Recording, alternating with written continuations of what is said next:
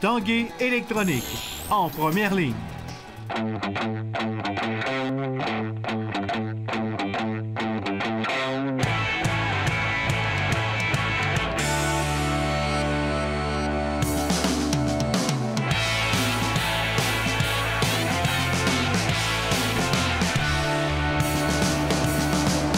Salut, ici Jonathan Fournier et bienvenue à l'Esprit sportif. Aujourd'hui à l'émission, on revient sur le grand défi Pierre Lavoie, on vous parle de l'ultime conquête et on revient également sur l'événement Pro Hockey.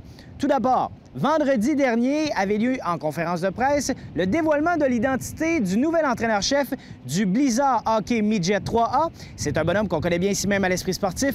Martin Laperrière, qui était l'ancien adjoint de Philippe Boucher avec les Remparts de Québec. Nous sommes allés lui parler ce matin lors de sa toute première rencontre avec ses joueurs.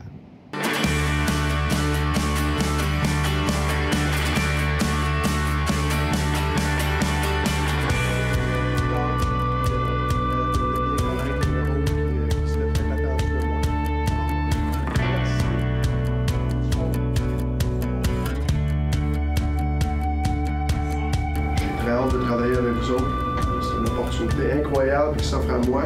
Ce que je recherche, c'est bien simple. 3 affaires. Discipline, éthique de travail. J'adore avoir du fun, je veux avoir du fun, puis on va avoir du fun. Ensuite de ça, ce que je recherche, attitude. Quel genre d'attitude vous allez apporter?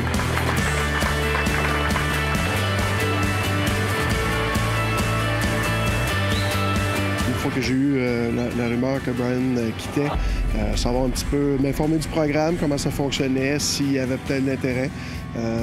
Ensuite de ça, on a échangé des textos, des rencontres. Je lui ai dit que je voulais pas nécessairement presser rien, mais je voulais faire partie du processus. J'ai décidé de le contacter parce que j'ai travaillé 5 ans avec lui.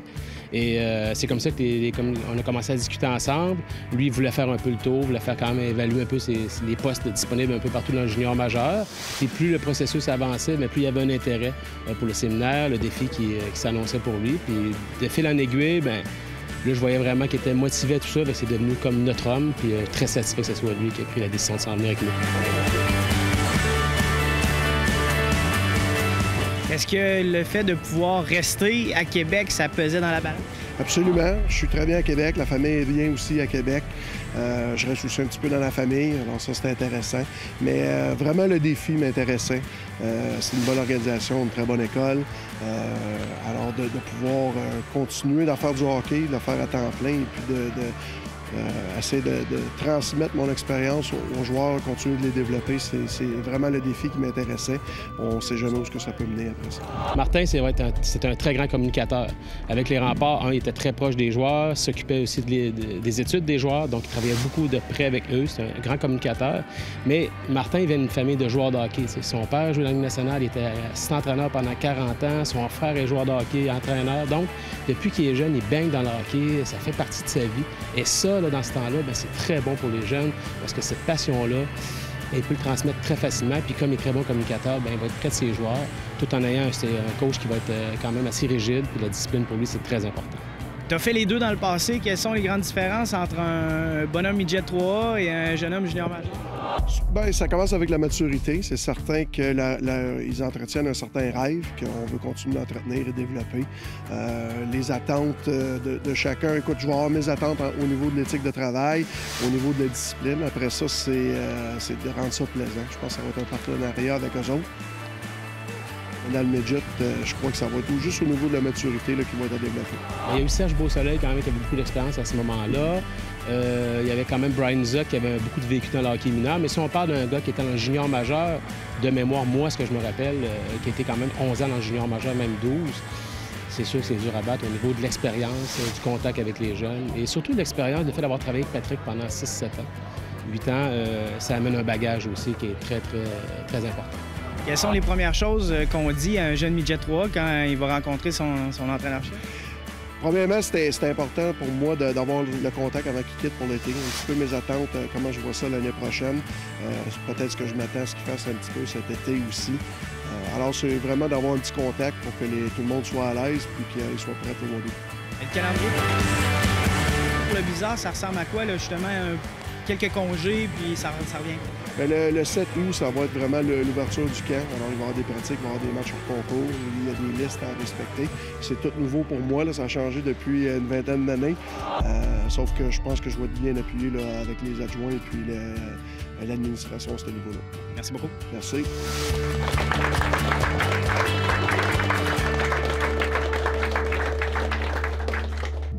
Julie Gagnon est atteinte de fibrose christique. À pareille date, l'année dernière, elle se faisait greffer 2 poumons. En fin de semaine, elle sautait en parachute. Le reportage de Marie-Christine Leblanc.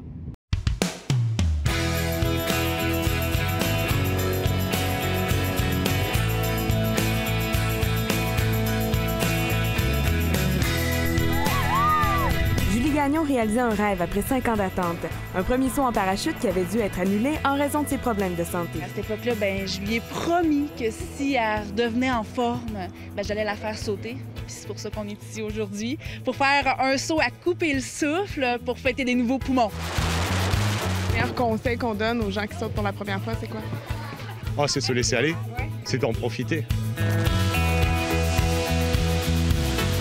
C'est juste merveilleux la sensation que ça fait, là, juste de respirer. En plus, dans les airs, respirer. J'étais capable de respirer, puis ça, c'est pas quelque chose que j'aurais pu espérer l'année passée.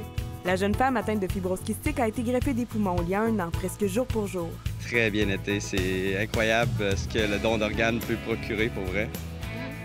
Autant qu'on pensait qu'elle s'en sortirait pas, que maintenant elle va sauter en parachute et est en parfaite condition pour le faire. Et c'est la petite Julie rayonnante qu'on a connue il y a 10 ans, qui saute partout, qui est de bonne humeur, qui a une joie de vivre, qui peut se déplacer, qui peut faire des activités parce qu'on s'entend qu'elle avait plus de qualité de vie. Là. Surtout les 6 derniers mois à l'hôpital alité. Si on t'avait dit il y a 1 an que tu sauterais en parachute, là, en juin 2016, y aurais-tu cru? Non. Surtout aujourd'hui, le don d'organes, c'est important. C'est important, puis ça sauve des vies. Hein? Oui. Il y a vraiment beaucoup d'espoir là-dedans. La science a énormément avancé aussi. Là. Il y a quelques années, l'espérance de vie était 35 ans. Aujourd'hui, avec la greffe, là, Julie, elle en a encore pour un bon bout à pouvoir nous suivre partout, là, vraiment. Un saut dans le vide et la tête remplie de projets, l'avenir est ensoleillé pour Julie. Ah, je la referai n'importe quand. Ça souligne vraiment bien mon 1 an. Merci! Marie-Christine Leblanc, TVA Nouvelle, à Saint-Jean-Chrysostome. Après la pause à l'Esprit sportif, le grand défi Pierre Lavoie.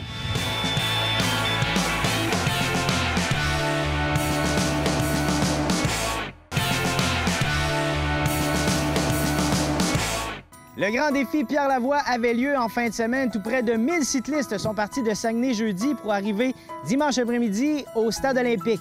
1000 km à vélo, à relais, en équipe. L'équipe de l'Esprit sportif les a suivis du Mont-Sainte-Anne jusqu'à Sainte-Catherine-de-la-Jacques-Cartier. Avant d'arriver à Québec, les près de 1000 cyclistes du Grand Défi Pierre Lavoie ont dû faire face à la section la plus difficile du circuit. À quelques kilomètres de la côte de Beaupré, les ascensions à vélo sont toujours éprouvantes, mais cette année, même les descentes ont comporté leur lot d'embûches. Beaucoup de montées qui s'enchaînent jusqu'à 85 km. Par la suite, des descentes qu'on pensait que rien allait se passer. Finalement, aujourd'hui, il y a des nouveaux équipements. C'est des roues en carbone qui vont chauffer à la longue, vont faire exploser les chambres à air. Donc, on a une quarantaine de crevaisons dans les descentes. Après très peu de repos, les cyclistes étaient de retour en selle vendredi matin direction Sainte-Catherine-de-la-Jacques-Cartier pour une première étape de 4, celle-là de 78 km. 29-30 écoles sur le parcours, les jeunes sortis à l'extérieur qui ont fait des thématiques avec leurs enseignants. Ça, c'est le sens du grand défi. C'est la jeunesse, c'est les nouvelles générations, c'est l'éducation. Les gens de chaque village ont pris le temps de nous faire des pancartes, de nous encourager. Alors, c'est vraiment plaisant. Il y a une belle énergie. C'est le bonheur. C'est toujours un accomplissement. Puis on fait ça pour tous les jeunes de la province qui bougent, qui s'encouragent. On est content de relever ces fonds-là, puis on travaille pour eux autres. À 68 et 71 ans, le Soleil de Québec a fait le bonheur des douaniers de la compétition. On est content de le faire à notre âge. Il reste que c'est une inspiration probablement pour les plus jeunes qui sont capables de réaliser ce qu'on va faire. C'est super le fun à faire, l'ambiance est bonne, c'est vraiment extraordinaire. C'est encourageant pour les autres étapes. C'est une jeunesse, ça. Dimanche après-midi, le grand défi se terminait en force avec une entrée spectaculaire au Stade olympique. Après 1000 km à vélo en moins de 4 jours, l'émotion était à son comble. La 8e édition fut une année record. 3 millions de dollars pour 350 écoles du Québec. Un succès sur toute la ligne. Près d'une soixantaine d'amateurs de hockey ont vécu une journée de rêve lors de la 2e édition de l'événement Pro Hockey. Les participants se sont mesurés à 16 joueurs actifs et retraités de la LNH, dont Simon Gagné, Alain Côté, Philippe Boucher et Éric Chouinard. L'événement qui s'est déroulé au complexe des Trois-Glaces a réussi à amasser 130 000 $ pour la recherche sur le cancer de la prostate. Tous les profits du Pro Hockey seront versés à l'équipe d'Euro-Oncologie du CHU de Québec Université Laval afin de mieux combattre ce type de cancer. Plus de 600 coureurs ont participé samedi à la 3e édition de l'Ultime Conquête à l'Ancienne-Lorette. Situé dans les sentiers derrière le collège Champigny, le parcours d'une distance de 5 km était rempli d'obstacles et de nombreux bassins de boue au grand plaisir des participants. L'événement organisé en soutien à la Fondation Maurice Tanguay a amassé près de 50 000 $ qui viendront en aide aux enfants handicapés de l'Est du Québec. Le 8e défi des escaliers de Québec a accueilli 1600 grimpeurs dimanche. En alternant entre un escalier à monter et un escalier à descendre, les coureurs et marcheurs du super défi de 19 km devaient franchir 33 escaliers pour un total de près de 2800 marches. Le défi des escaliers a attiré des athlètes de partout, notamment de plusieurs provinces canadiennes, des États-Unis, de la France, du Royaume-Uni, du Mexique et même de la Russie. Le grimpeur de Québec, Alexandre Ricard, a été le plus rapide, avec un temps de 1h18 minutes sur le 19 km. Vendredi dernier, au Club Montmorency avait lieu le tournoi de golf annuel du groupe JD au profit de la Fondation Maurice Tanguay. Le président du groupe JD et nouveau copropriétaire des Capitales de Québec, Pierre Tremblay, était bel et bien présent. Il nous parle de son expérience jusqu'à maintenant avec les Capitales.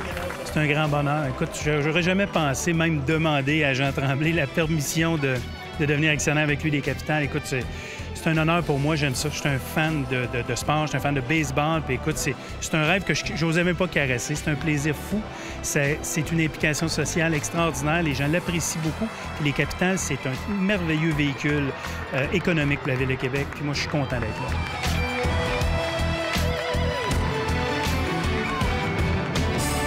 Ici Jonathan Fournier, c'est tout pour l'Esprit sportif. Carl Larouche est en vacances. On passe donc la semaine ensemble. On se dit à demain. Ciao!